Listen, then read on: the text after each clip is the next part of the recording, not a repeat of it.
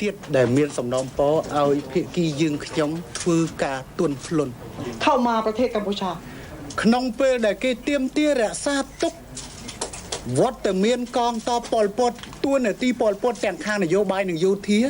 គេទាមទារឲ្យរំលាយកម្លាំងរបស់យើងខ្ញុំដែលជាកម្លាំងទប់របបប៉ុលពត